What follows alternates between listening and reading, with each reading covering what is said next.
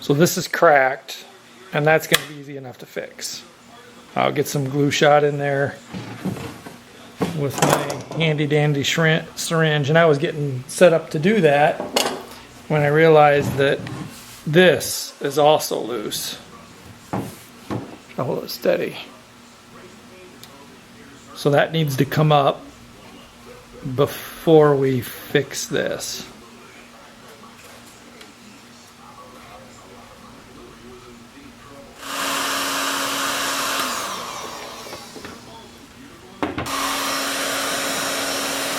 Okay, so I've got it loose at this end. There's a dowel in there. It's stopping me right there. Imagine this is doweled in at a number of locations. So I'm going to stop here.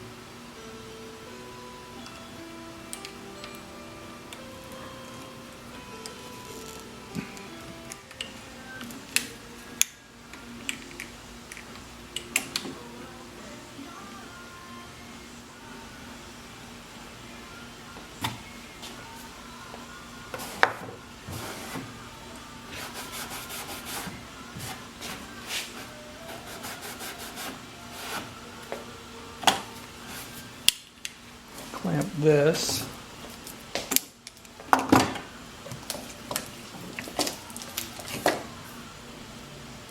to here.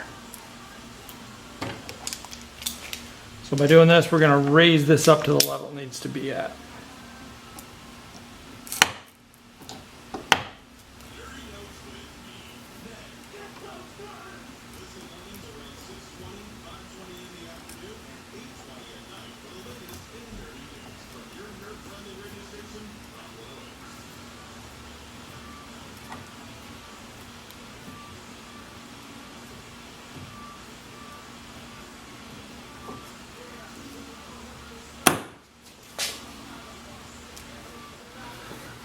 So we got this here, level.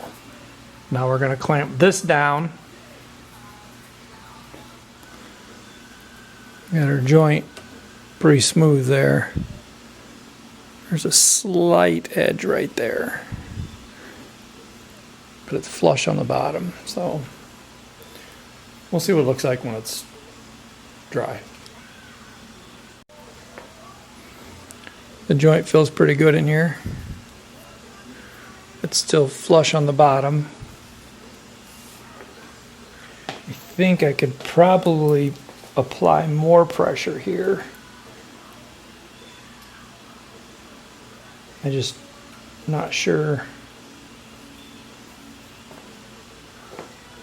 how to approach that. Okay guys, so I just want to explain a little bit more here. The best way to do this would be if I took the board like this over, use the router, and routed an edge that matched the beveled edge of this breadboard end, right? Then it would slide on it. I could apply pressure square. I'm just going to go in and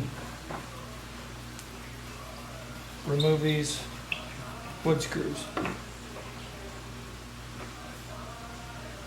Well, that's got a little age to it. And then we keep them in a bag. So this is some leathery feeling whiskey bag.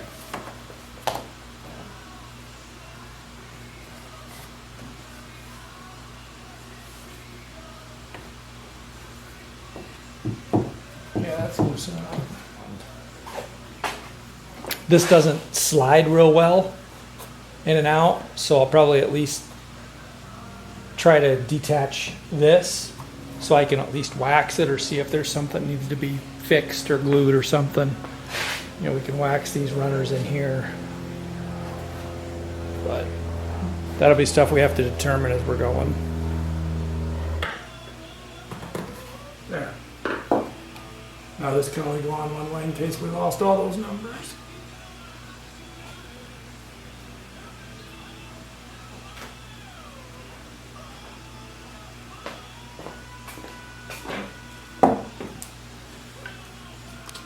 So you can see this dark stain that was used at some point when these edges were still on here. It leaked under and made a bit of a mess. You can see the dark here. You know, this is what cherry will look like with some natural grain changes in it. Just a clear coat on it. And then somebody put the dark on there, and some of the lighter parts of the cherry really took it in and made it look dark, dark, dark. So I'm struggling to get that out of the top still a little bit, but I still think all in all it will be better finished natural than with a stain when you're talking about cherry. At the most, put a cherry stain on it, you know, for the redness or whatever you want, but I just can't imagine putting a dark walnut on there, on cherry.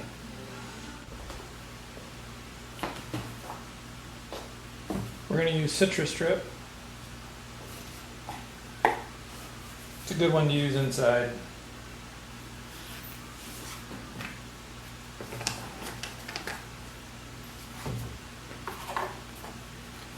I'm going to start by brushing it on.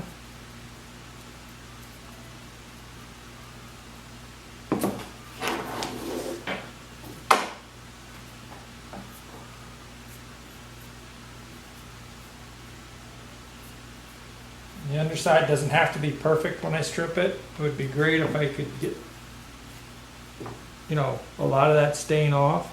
Mostly what I'm going for is the varnish. But if it pulls a little bit of stain out, that's great. I'm not going to bleach it. It's going to be the underside of the table. I just want to clean it up.